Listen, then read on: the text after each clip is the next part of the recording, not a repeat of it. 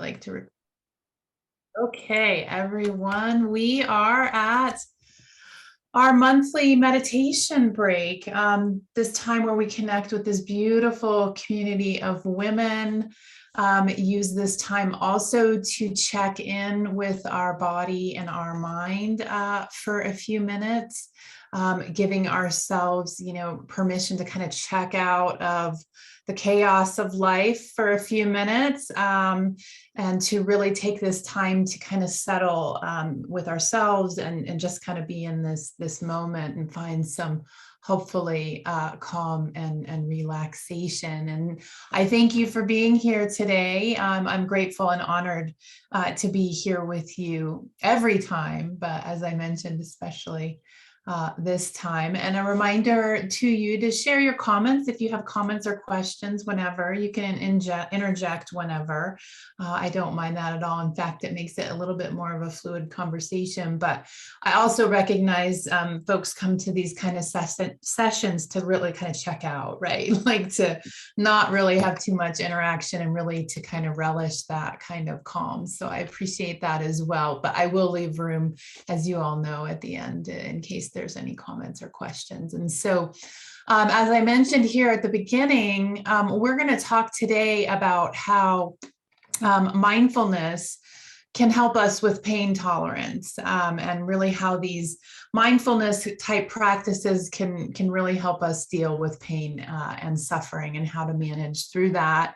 And we'll do a brief guided practice on dealing with anxiety. It's a brief grounding practice. Really, we can use it anytime, but what happens is the tendency, as we know, sometimes with pain and suffering, that when we're dealing with it, then we get an increased dose of anxiety as well. And so this technique will help us with that. And then we'll meditate for a few minutes together and find some silence.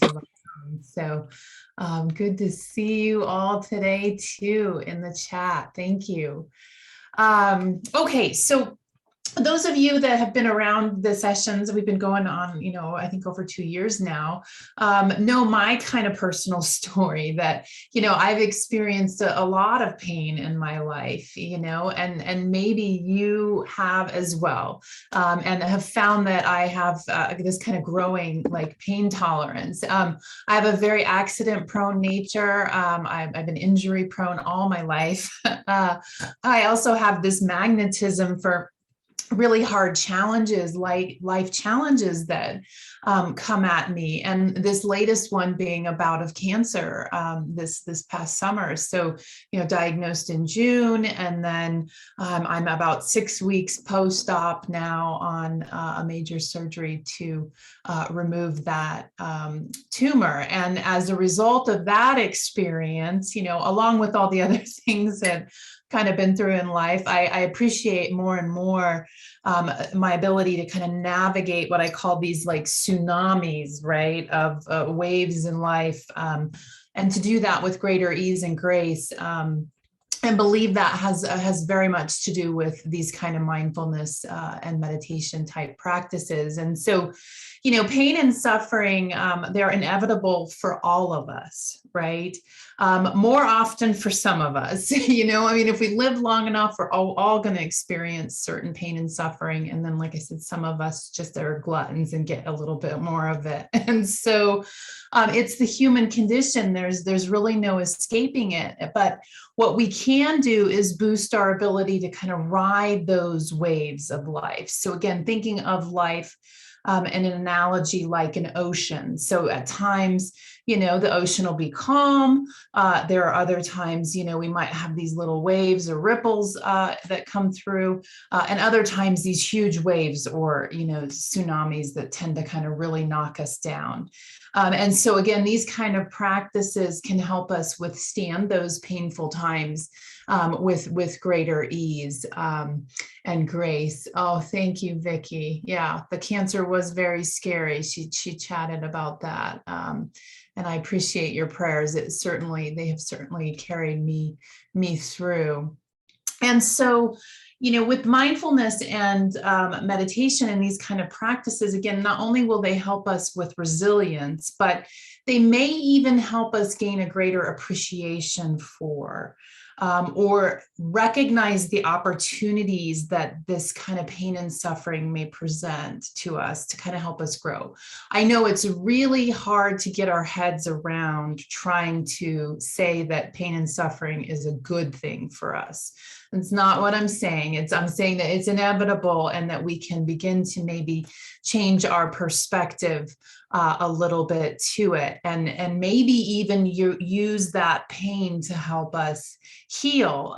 So I was listening to a podcast with Oprah. She has, maybe the podcast Super Soul Sunday, and she had a lady on there. This latest release, her name is Dr. Edith Eger, and she's a Holocaust survivor, and just has a very compelling story. But she talks about this idea of that painful experiences are not a liability. In fact, we can find meaning in suffering and turn it into an opportunity. And again, her story being a Holocaust survivor and going through just the most horrific of experiences we might think of, and being able to turn around her perspective on that is pretty compelling. So invite you maybe to catch that podcast. But so pain and suffering can open us up to things like greater self-love, compassion, connection with other, maybe of being of service to others. And that has been my experience recently with this cancer, is that I almost looked at it as a gift. It sounds horrible, but it was happening, right? And so changed my perspective to say, I'm going to welcome this in a way that's going to open me up a little bit more to, again, greater love and compassion. And there's a poet named Rumi, and he says that the wound is the place where the light enters you. Maybe you've heard that, that in these kind of wounds, we may find the ability to kind of open us up to light and love. And I'll tell you what, I have 6 fresh wounds from this surgery, 6 fresh scars to let all that light in. So trying to welcome it in that way. And, our tendency again is to judge pain with this darkness and negativity. Now, I don't want to understate that the pain can be very real. I mean, again, I have been in some serious pain myself the last couple months. So I'm not discounting that pain is real. But we tend to have this belief that any pain that we are experiencing is a really bad thing and it should never happen to us ever. But pain really serves to be a danger signal for us, and it's really designed to protect us. So when painful sensations surface, both physical and emotional, it's telling us that there's something off and that we need to act. And then the brain makes an interpretation if there's real trouble or not, given those sensations.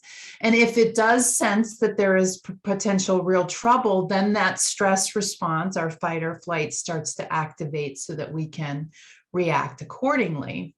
But our mind's tendency is, when it says something's hurting me or something's threatening me, our mind tends to then evaluate at a good degree of length, or tell ourselves a story of how bad things are or how the future is going to be affected by it. And then it fuels all this anxiety on top of things. And so the brain is very much doing what it's supposed to, right? It is throwing up this signal of discomfort, but the problem is often in this kind of catastrophic story that we might be telling ourselves about what is going on, and then living in the future. And so with chronic pain and physical pain and emotional suffering, the brain is often doing way too much of that, again, where it's kind of ruminating in those places. And then the nervous system becomes overreactive.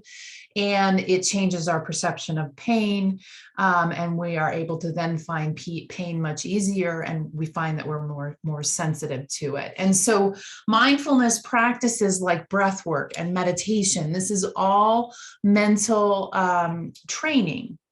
It helps to program the brain, most importantly, towards greater awareness of what's really happening inside in this moment and around us, inside of us and around us, including the story we're telling ourselves about it. And then we can also learn how to calm and relax ourselves with these techniques. And we can effectively rewire any narrative in a way that serves us rather than causes us additional harm. And then it allows us to take kind of conscious action to alleviate pain and suffering for both ourselves and others. And remember, we've talked before about how the brain is neuroplastic. Whatever that means it's moldable and shapeable. Whatever we do repeatedly, we get better at. And so when we tell ourselves certain things like, people or this thing is killing me or it's making me so miserable, we get really good at finding that same kind of pain and suffering and alarming the whole system repeatedly, given what we're telling ourselves. And then again, we find ourselves in this kind of chronic state of pain and a stress response. And so I'll give you a recent example. So with my surgery, I was like one day post-op and, in the hospital, and I go to the bathroom and there's blood, and I was not expecting that. And so I immediately started telling myself the story that something was wrong. Something had gone really wrong. And so I paged the nurse, and in the 20 minutes that it took her to come to the room, I was telling myself this story. Again, something went really wrong. They're going to have to wheel me right back into the emergency or operating room after being in there for 4 hours. They're going to have to open me up again, repair whatever's gone wrong. And I had gotten myself so worked up physiologically, because of that stress response, that my entire body was shaking. I thought I was going to have physical convulsions, but it was that bad that my entire body was shaking because of that story that I was telling myself and the stress response that it had induced in me. The nurse came in and within just a minute or so said, "I think that's perfectly normal. What that is, consider what you've just gone through, and that's to be expected. You're fine." And as soon as she said that, this calm washed completely over my body, and the shaking went away. And it just goes to show the power of our minds and the story that we tell ourselves, and the suffering, the additional suffering that can cause. And so again, once I was able to get my wits about me, I was calm again. And so when we're able to zoom in with mindfulness on our physical and our emotional sensations and separate them from that catastrophic story that we tell ourselves sometimes, then we can maybe glimpse that pain isn't that bad, or maybe that it is impermanent. In other words, okay, I'm dealing with this serious pain right now, but in time it's going to go away. It's not going to always be present, right? So really kind of changing our perspective, and that maybe sometimes if I sit with that pain and I perform some focused breath work, then I can change the way that I relate to that pain. And then I can possibly transmute it into this sort of fuel that maybe serves me for the better and helps me change in a certain way. And so mindfulness and meditation practices help us with lots of things, but they can really help us to release tension and stress, and to reduce the intensity of painful experiences, and to really help us to break cycles of this kind of conditioned thinking, destructive behaviors. And they help us to rewire ourselves for greater calm and balance and resilience for life's difficulties. And that has been my experience more and more, especially, with this latest bout of cancer. So I'm going to stop there and see if there's any questions or comments. And if not, then we're going to do this brief guided practice for managing anxiety. Does that sound good? Okay, all right, let's do that. Let me go ahead and share my screen here. This is called the doctor's prescription for anxiety with Dr. Christian Wolf. And she wrote a book that I would highly recommend. It's called Outsmart Your Pain. And it is this kind of evidence-based techniques that she has for helping us deal with chronic pain and anxiety. So here is Dr. Christian Wolf. Have you been feeling anxious lately? If so, I have something for you. My name is Dr. Christiane Wolf from Inside LA, and this is a short mindfulness practice. So mindfulness teaches us that we are actually always in the present moment. The body is in the present moment. The mind is not. So where's the mind? The mind is either in the past, rehashing, or in the future, rehearsing. And right now, it's a lot in the future rehearsing. And that makes us anxious right now. It makes the body anxious right now. So let's practice with that. So I'm inviting you to finding a comfortable posture. You can be wherever you already are. Closing your eyes for a moment, if that feels okay. And just feeling your feet on the ground. Feeling how the chair supports you, or if you're standing, how you're just supported in that posture. And then feeling the breath. So noticing where you feel your breath, making the breath a little bit longer and deeper. All the way in, all the way out.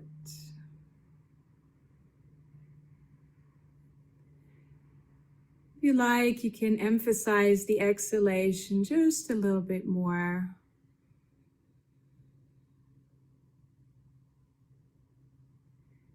And if you notice that the attention runs away into the future, just bring it back to right now, right here.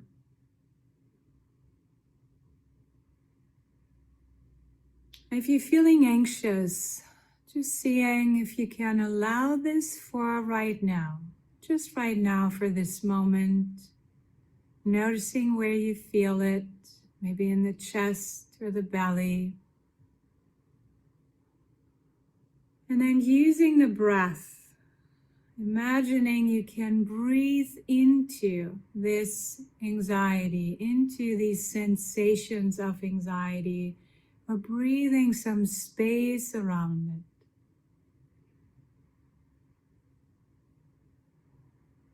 it. Allowing this to be here as best as you can, holding it with kindness.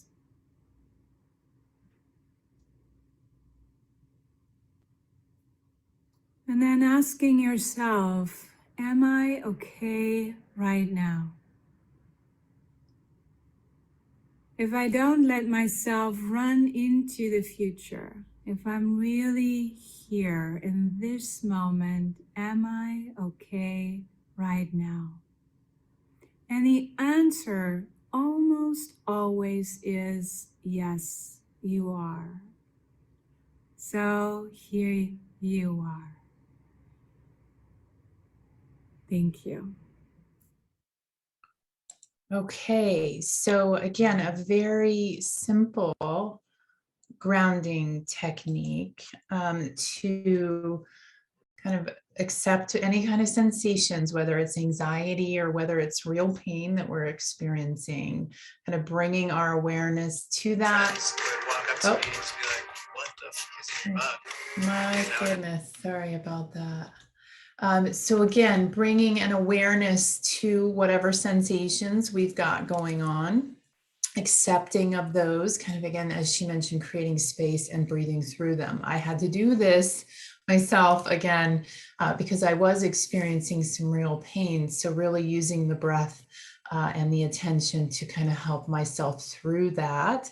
But then again, allowing ourselves to really check in and say, you know, am I okay right now, kind of things. So again, very simple grounding technique for us when we're experiencing anxiety. So let's go ahead and move into some meditation. Now, I will say too that that breath work and the meditation that we're going to do, what we're doing is when we allow the body to calm and relax like that, we activate the parasympathetic nervous system, which is the opposite of our fight or flight, our opposite of our stress response. And so when we take the time to just even for a couple minutes ground ourselves in our breath like we just did, or as we're going into this meditation, and we'll do it for, you know, a good probably 10 or so minutes, we're activating that rest and relaxation response and kind of counteracting what may happen in the fight or flight response. So let's go ahead and activate some calm rest and relaxation now. So go ahead and make yourself comfortable. If you haven't already, mute your microphone to drown out some background noise. Get yourself into that comfortable position. If you'd like, gently close your eyes. Bringing your awareness to your breathing. Just notice what it's doing. We're not trying to force or control the breath here. We're just observing it as it moves in and it moves out.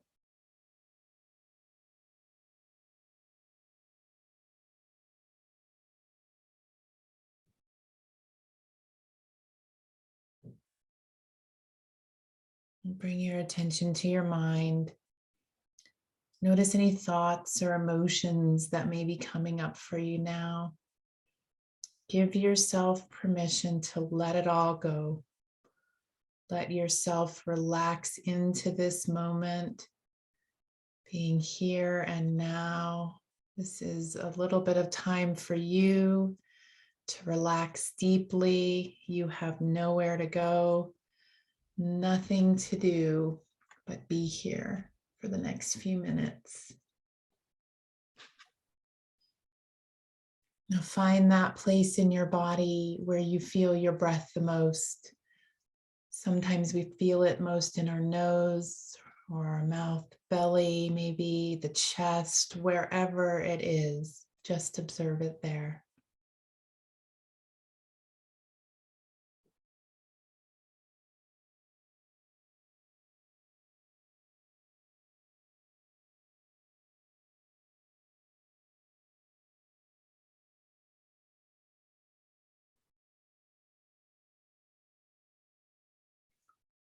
Now we're going to do a little coherent breathing. This helps to reduce our stress, helps to calm us down when we're feeling anxious.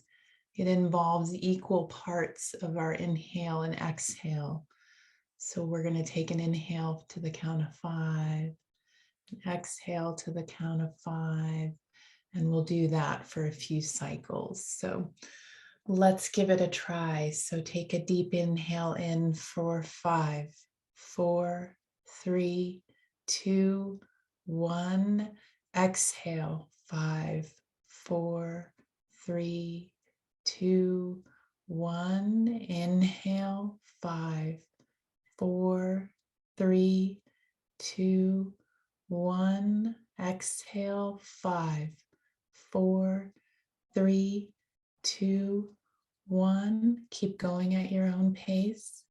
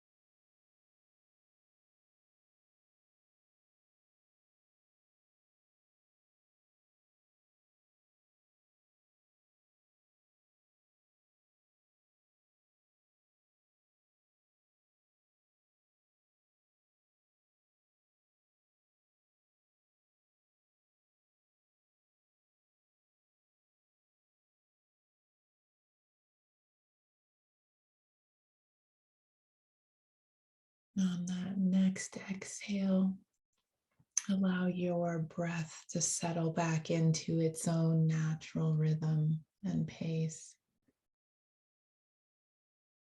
Just letting yourself relax in that gentler rhythm of your breath.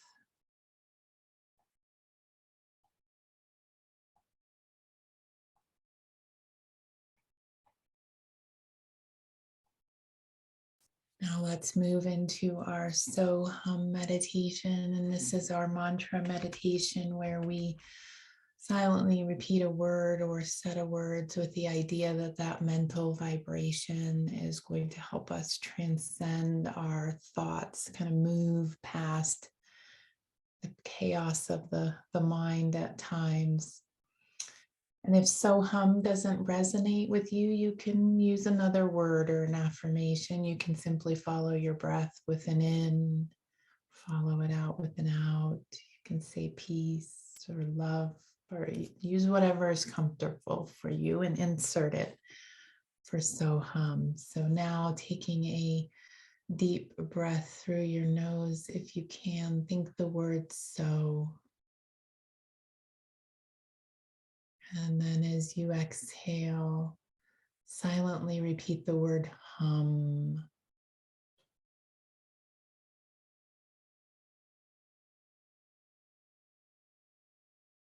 Continue to allow your breath to flow easily with no effort on your part. Simply watching it and silently repeating so hum with each inhale and exhale of the breath. And when you notice that your attention has drifted to other thoughts in your mind or sounds in your environment or sensations in your body, gently return to your breath, silently repeating so hum, and allow that gentle vibration to take you deeper into silence. I'll watch the time and let us know when to finish.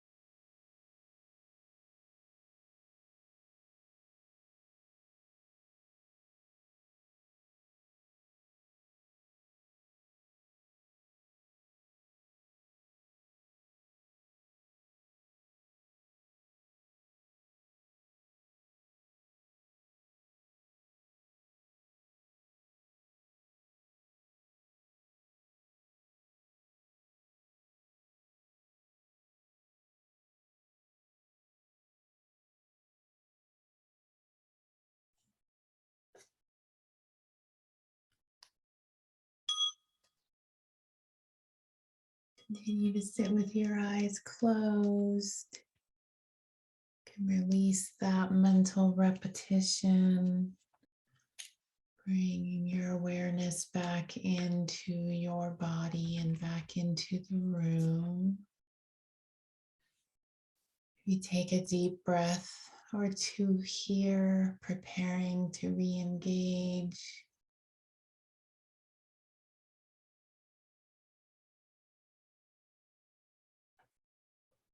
Before we do, let's plant some intentions for harmonious living. Here are 4 things we can intend for in our days, and if you'd like, you can silently repeat them to yourself. Joyful, energetic body. Loving, compassionate heart.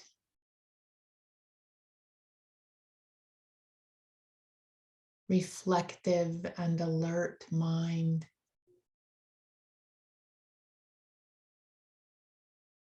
Lightness of being and laughter.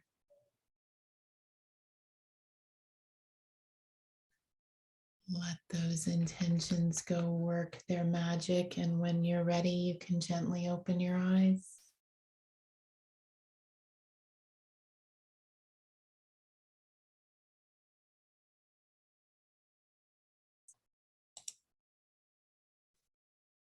Friends, that is the time we have. So we have a couple comments here. Hopefully you felt some calming and some relaxation.